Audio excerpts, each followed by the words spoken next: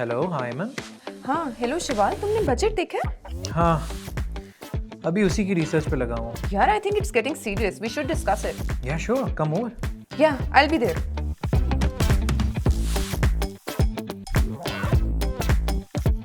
शिवाल, तुम्हें पता है बजट आ गया और स्मॉल बिजनेसेस के गले पे छुरी फिरने वाली है। हाँ एग्जैक्टली मुझ जैसे बंदे से पूछो जिसने एक स्टार्टअप लिया और आज टैक्सेस के बोझ तले दब रहा है। तुम्हारी बात तो अलग है। हम जो जॉब करने वाले हैं, मेरी 2.5 लाख सैलरी है और मेरी उसमें भी घर के खर्चे पूरे नहीं होते। हाँ ये तो है, इसीलिए मैं एक रिसर्च पेपर लाया हूँ जो थोड़ी बहुत रिसर्च की है इस बजट के बारे में। तुमने तो बहुत ज़्यादा रिसर्च कर रखी है अपने पास। हाँ कुछ ऐसा ही है। सबसे पहले हम बात करते हैं ई कॉमर्स सेलर्स की या फिर इम्पोर्टर्स की भी, क्योंकि सबसे ज़्यादा इस वक्त यही सेक्टर है जो ग्रो कर रहा है पाकिस्तान में। बिल्कुल। अच्छा पहले तो मैं ज़रा अच्छी खबर देता हूँ। जो कड़वा घूंट है वो बाद में पियेंगे। कुछ अच्छी बातें हैं, उनमें से एक ये है कि अगर गवर्नमेंट चाहे तो कुछ भी कर सकती है। अब यहाँ पर क्या हुआ है, यहाँ पर गवर्नमेंट ने कुछ कस्टम ड्यूटीज़ और रेगुलेटरी ड्यूटीज़ को कम किया है, जिससे इम्पोर्टेड आइटम्स की कॉस्ट भी कम हो सकती है। ये इसका सबसे बड़ा बेनिफिट है। सेकेंडली कुछ आइटम्स पर सेल्स टैक्स एग्जेम्पशन यानी कि जो छूट दी गई थी सेल्स टैक्स पर, वो छूट अभी भी बरकरार है, लेकिन ये कुछ आइटम्स तक महदूद है। और एक और बात, लेकिन रुको, अच्छी बातें तो तुमने बता दी हैं, लेकिन इसमें एक बहुत बड़ी प्रॉब्लम ये है, कोरियर कंपनीज को ये इंश्योर करना पड़ेगा कि जहां से डिलीवरी हो रही है वो सेल्स टैक्स रजिस्टर्ड कंपनीज हो। ओह हाँ, ये तो मैं बताना भूल ही गया था। और हाँ एमन, सबसे क्रिटिकल चीज़ ये भी है कि अगर आप ई कॉमर्स से डिलीवरीज करते हैं, ठीक है, तो उस पर आपको 18% तक का टैक्स देना पड़ेगा। इसका मतलब मैम, पहले ही मेरी सैलरी में मेरा गुजारा नहीं हो रहा था, अब तो ऑनलाइन शॉपिंग और भी महंगी हो गई है। हाँ शायद कुछ प्लानिंग टिप्स है मेरे पास जो कि बिजनेस ओनर्स अप्लाई कर सकते हैं, शायद उनको थोड़ा फायदा हो जाए। 1 जुलाई से पहले अपनी business registration, POS invoice system और बैंक कंप्लायंस चेक करवा लें। अपनी कुरियर कंपनी से कंफर्म करें कि वो आपके सेल्स टैक्स स्टेटस को वेरीफाई कर पा रहे हैं या नहीं, और डिलीवरी चार्जेस के हिसाब से अपने प्रोडक्ट प्राइसिंग और मार्जिन स्ट्रेटजी को भी रिवाइज कर लें। चलो ये तो हो गया ई कॉमर्स। अब मुझे ये बताओ कि जो लोग फ्रीलांसर्स हैं या डिजिटल एजेंसीज हैं, उनके लिए क्या चेंजेस हैं? हाँ, अगर आप फ्रीलांसर हैं या किसी डिजिटल एजेंसी में काम करते हैं, SEO, ads, content, software development या कुछ भी ऐसा करते हैं, तो सुने, फ्रीलांसर्स के लिए इनकम टारगेट $5 बिलियन रखा गया है, यानी कि पॉलिसी सपोर्ट मिलने वाली है। फिर जो फ्रीलांसर एक्सपोर्ट पेमेंट्स आती हैं पाकिस्तान में, उसको फॉर्मलाइज करने का सोचा है कि उन पेमेंट्स को फॉर्मल चैनल्स के थ्रू लाया जाएगा। और पेपैल, एप्पल पे टाइप के जो प्लेटफॉर्म्स हैं, उनके भी पॉजिटिव सिग्नल्स मिल रहे हैं। मतलब कि फ्रीलांसर्स के लिए इस बजट में कुछ ना कुछ तो है। इसका मतलब है मैं जॉब छोड़ दूं और फ्रीलांसर बन जाऊं? आइडिया बुरा नहीं है, लेकिन इनफॉर्मल काम करने वाले फ्रीलांसर्स या सर्विस प्रोवाइडर्स, उनके लिए कंप्लायंस टाइट हो सकती है। कैश ट्रांजैक्शंस और अनरजिस्टर्ड क्लाइंट्स के साथ थोड़ा सा काम करना मुश्किल हो सकता है, बिकॉज वो आपको एक्सपेंसिव पड़ेंगे। But I have a pro tip. वो क्या? क्लाइंट कॉन्ट्रैक्ट्स और इनवॉइसेस को प्रॉपर्ली डिजिटाइज करें, अपने बिजनेस को स्ट्रक्चर में लाएं, टैक्स फाइलर बने और अपनी ज़िंदगी को आसान करें।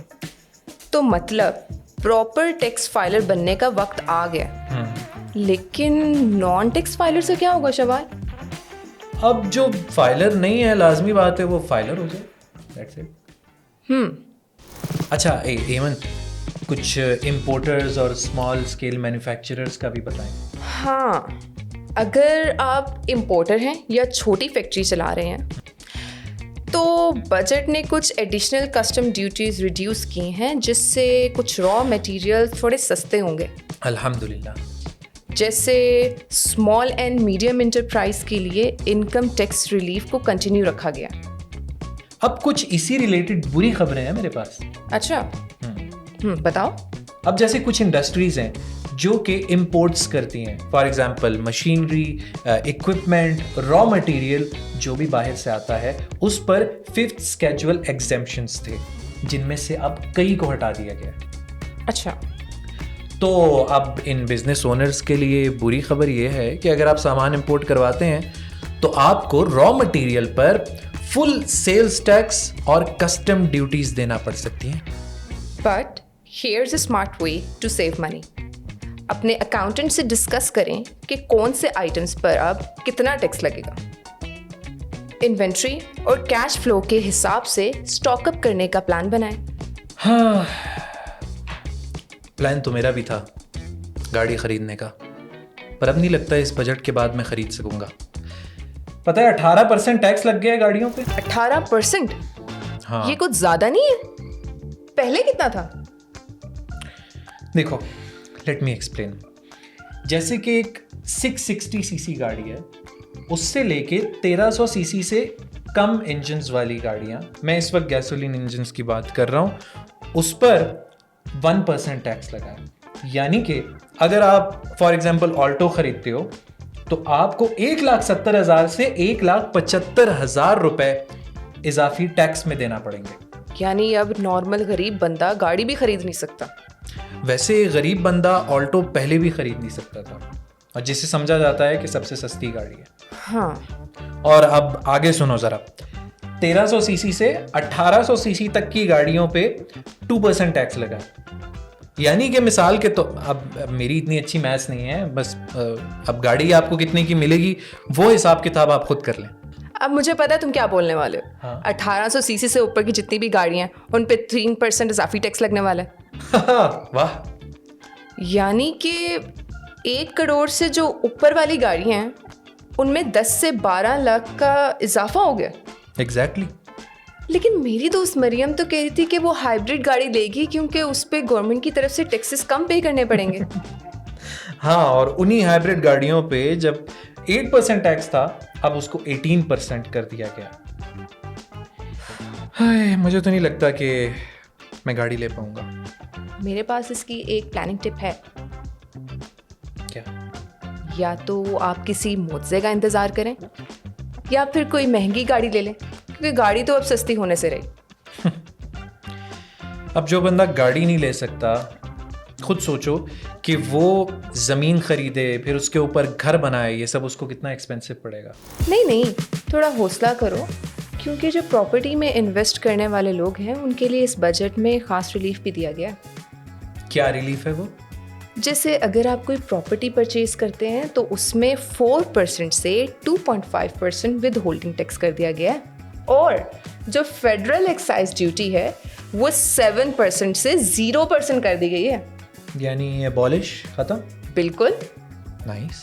और अगर आप 10 मरले का घर खरीदते हैं या 2000 स्क्वायर फीट का अपार्टमेंट लेते हैं तो उसमें भी टैक्स में काफ़ी रिलीफ दिया गया है।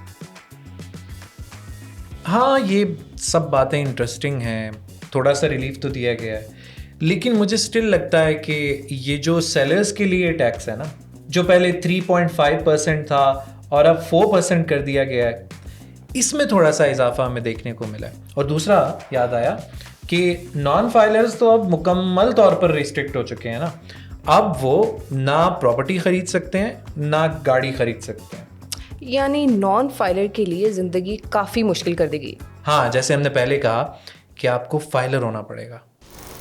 हाँ, तो यमन यही था। हुकूमत हमें कह रही है कि आप लोगों की खैर नहीं है जब तक आप लोगों ने टैक्स नहीं दिया। तो इसका हल यही है कि आप एक ज़िम्मेदार शहरी बने, प्रॉपर अपनी डॉक्यूमेंटेशन करें, अपने टैक्स रिटर्न्स फाइल करें। अब करना तो यही पड़ेगा, क्योंकि ज़िम्मेदार शहरी हमेशा से टैक्स के बोझ तले ही दबा होता है, तो आखिरकार देने ही होंगे। तो अब हम यही उम्मीद कर सकते हैं कि अगले साल के बजट में हमें कुछ और रिलीफ दिया जाएगा। इंशाल्लाह, let's hope for the best. हम तो पुरुमीद हैं, हम तो पाकिस्तान में रह रहे हैं, ज़िम्मेदार शहरी बन के रहेंगे, यही हमारी मजबूरी है, टैक्स देते रहेंगे। Thank you so much. हम इनसे कहेंगे कि चैनल को सब्सक्राइब कर लें और बेल आइकन पर क्लिक कर लें ताकि इनको लम्हा बलम्हा हमारी वीडियोस की अपडेट्स मिलती रहे। और कोई भी अगर सवाल है या कमेंट है तो कमेंट सेक्शन में पिन कर दें। Thank you so much. अल्लाह हाफिज़।